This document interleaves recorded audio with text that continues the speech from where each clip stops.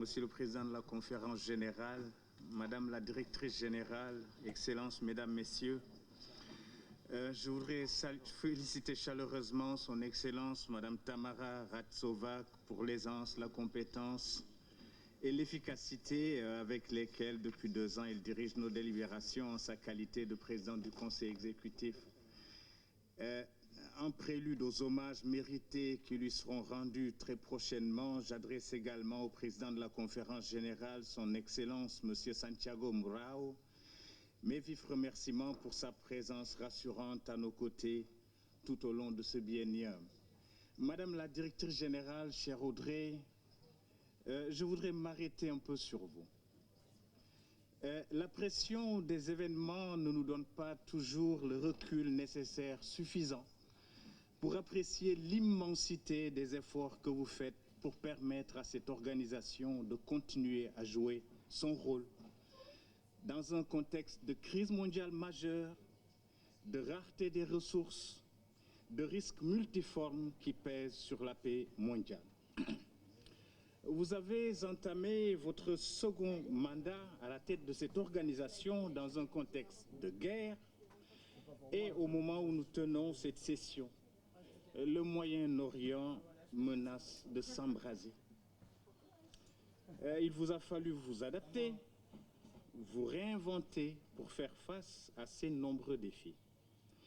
L'histoire retiendra que c'est sous votre direction et grâce à votre leadership que les États-Unis d'Amérique sont revenus au sein de la grande famille UNESCO. Cette réintégration a été un véritable catalyseur pour la révision de nos projections budgétaires.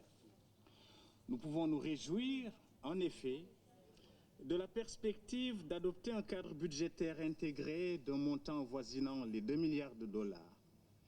Cette augmentation considérable que nous saluons devra permettre à l'UNESCO d'accroître ses capacités d'exécution et d'approfondir ses actions en direction de ses cibles prioritaires.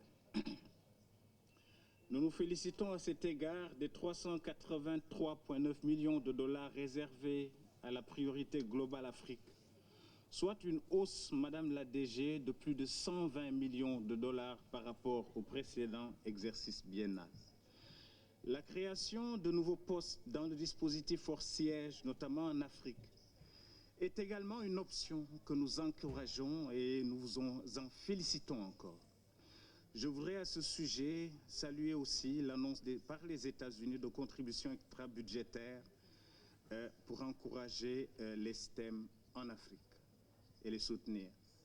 C'est le lieu de rendre un hommage mérité à un homme qui aura été un des artisans de ce retour des États-Unis, le désormais ex-directeur général adjoint chargé de la priorité Afrique et des relations extérieures, notre frère Édouard Matoko.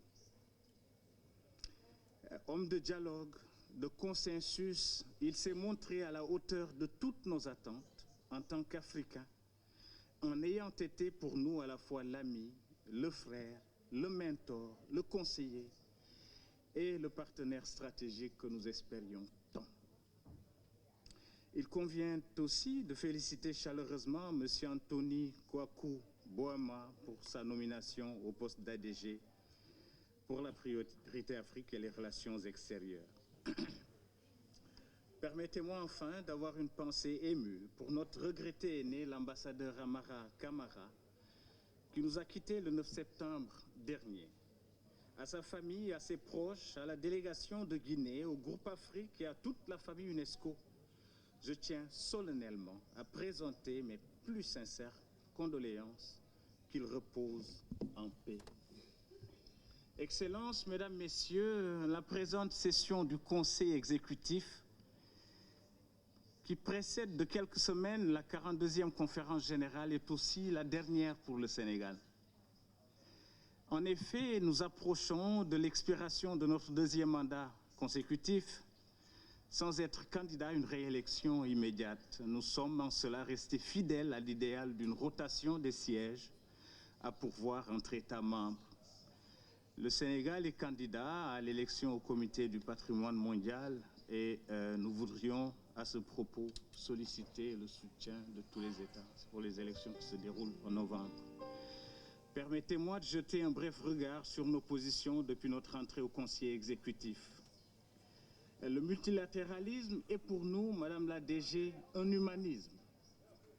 C'est au nom de cet humanisme que nous avons, au cours de ces dernières années de présence au sein du Conseil exécutif, salué la reconstruction des mausolées détruits de Tombouctou, soutenu les décisions concernant la préservation de sites syriens du patrimoine mondial comme Palmyre, Alep, plaidé l'adoption et la mise en œuvre du plan d'action pour Haïti, féliciter la directrice générale pour l'initiative Lee-Beyrouth.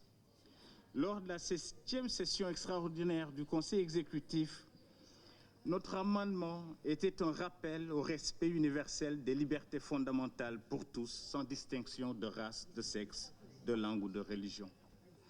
Et pour terminer, ma délégation s'associe à la déclaration qui sera prononcée par le Congo, vice-président du Conseil exécutif au nom du groupe 5A.